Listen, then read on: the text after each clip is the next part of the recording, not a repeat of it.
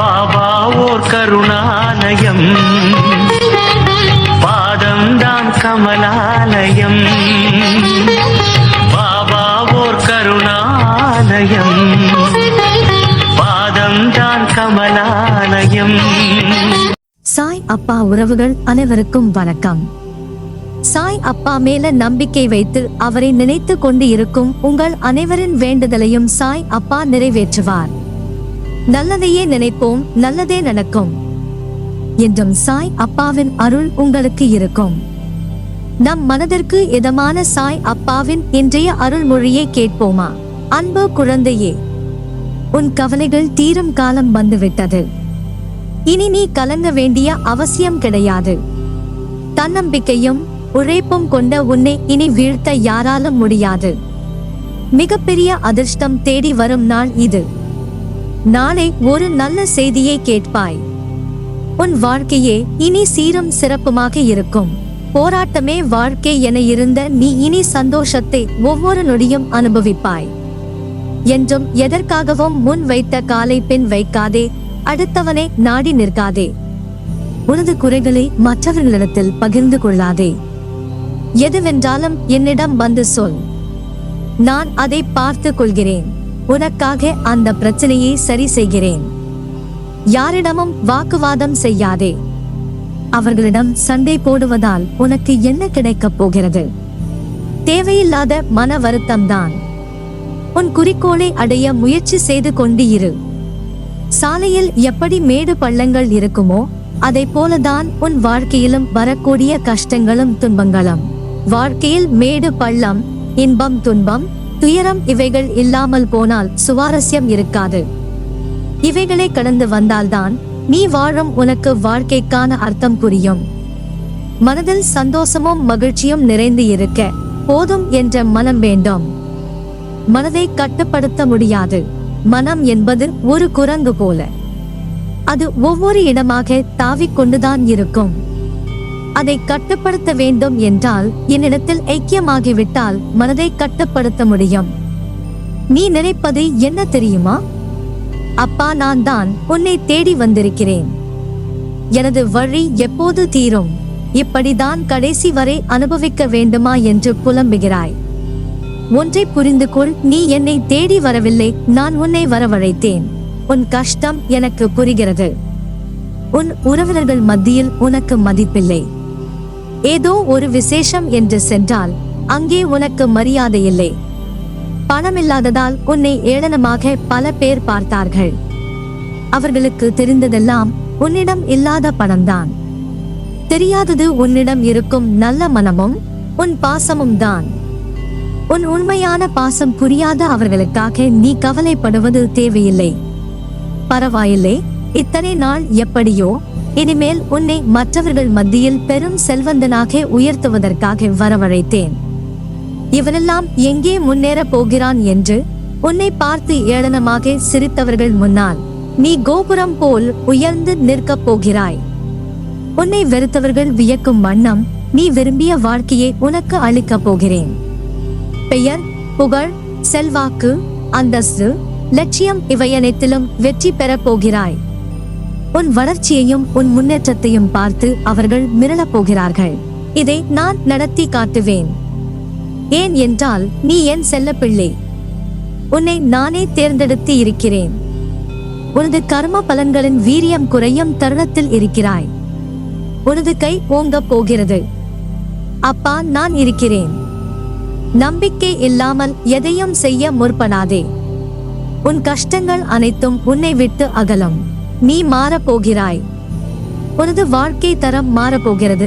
கவலைப்படாமல் இரு. உனக்கு நல்ல நேரம் ஆரம்பித்து விட்டது. அதை புரிந்து கொள்ளாமல் ஏன் இத்தனை கவலைகளையும் சோதனைகளையும் சுமந்து கொண்டே இருக்கிறேன், அனுபவித்துக் கொண்டிருக்கிறேன் என்று கவலைப்படுகிறாய்.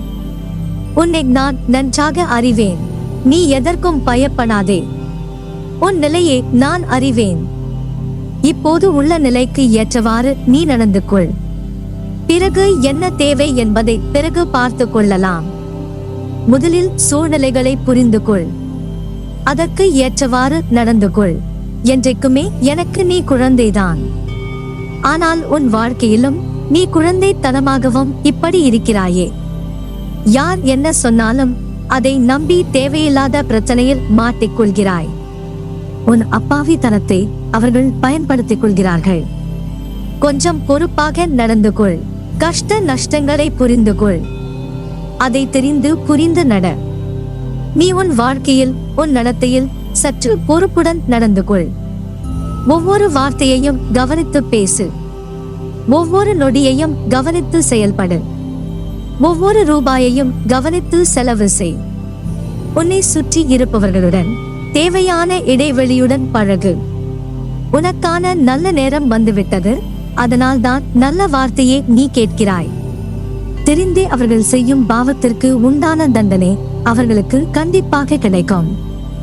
ஒன்றும் தெரியாத அப்பாவிகளை ஏமாற்றி அவர்களை பிரச்சனையில் மாட்டிவிடும் நபர்களுக்கு கண்டிப்பாக தண்டனை உண்டு. அதை பற்றி நீ எதுவும் கவலைப்படாதே.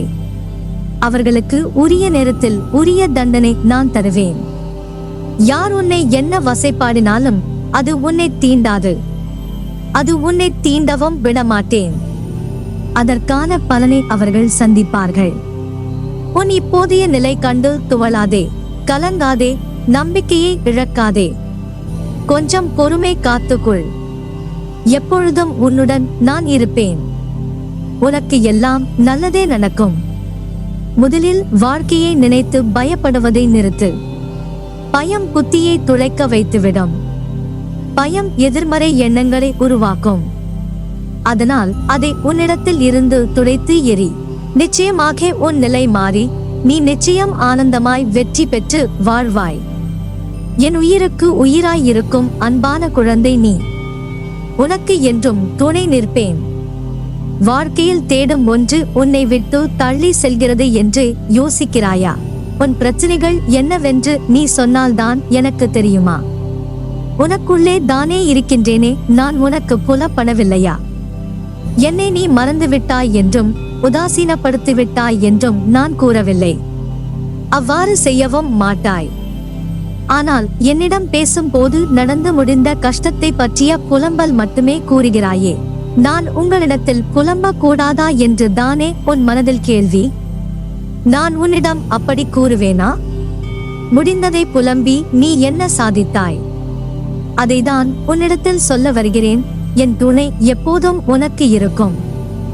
நீ தன்னம்பிக்கை உடன் இருக்க வேண்டும். எப்போதும் தொலைந்து போன பொருளை நினைத்து வருந்துவதால் நீ பெற்றது ஒன்றும் இல்லை.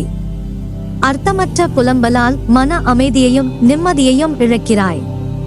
அதற்கு நீ அடுத்து என்ன செய்ய வேண்டும்? எனக்கு வழி காட்டுங்கள் என விழிப்புடனும் தன்னம்பிக்கையுடனும் தான் என்னிடத்தில் வர வேண்டும் என்று சொல்கிறேன். நீ நினைத்ததை விட அதிகமாக ஜெயிப்பாய். உன் ஆன்மாக்கு நான் அப்பா அம்மாவாய் இருந்து வழி சேர்ப்பேன். உன்னுடைய இப்போதைய வாழ்க்கை மாசு நிறைந்து துன்பத்தில் கலங்கி இருக்கலாம். ஆனால் கலங்கியது காரணம் இல்லாமல் இல்லை. மாசுபட்ட தண்ணீரை கலங்கி வைத்தால்தான் அதற்கான சுத்தம் என்ன என்பது மேலோங்கி வரும். நீ இப்போது கொண்டுள்ள சூழ்நிலைகளும் அப்படிதான். உன் காலத்தையும் நேரத்தையும் மோசமானது என்று எடுத்துக் கொள்ளாதே. அனுபவம் என்ற முத்தை கடலுக்குள் சென்று எடுக்கும் காலம். சிப்பி தேடிக்கொண்டு இருக்கிறாய். நீ விரைவில் முத்துகளை எடுப்பாய். இது என் சத்திய வாக்கு. உன்னை கரை சேர்க்க எண்ணத்தக்க இயலாத காரியத்தையும் உனக்கு அருளி நிகழ்த்துவேன். முடியாது, என்னால் இது நடக்காது என்ற எண்ணத்தை நீ ஏற்றிக்கொண்டு இருப்பதால் தான் இவ்வளவு நாள் கடந்து போயின. இன்று அதனை உடைத்து என்னால் இது முடியும், இது சாயப்பா கடமை என்று உங்களிடத்தில் விட்டுவிட்டேன். அதன் விளைவுகளை நீங்கள் பார்த்து கொள்ளுங்கள் என்று தீர்க்கமான எண்ணத்தை கொண்ட உன் மனதிற்கு உன்னை கோபுர உச்சியில் உட்கார வைக்க போகிறேன். என்றும் உனக்கான உலகமாய் உன் சாய்தேவாய் இருப்பேன். அப்பா நான் இருக்கிறேன் நிழலாக என்றும் உனக்காக நீ செல்லும் இடமெல்லாம்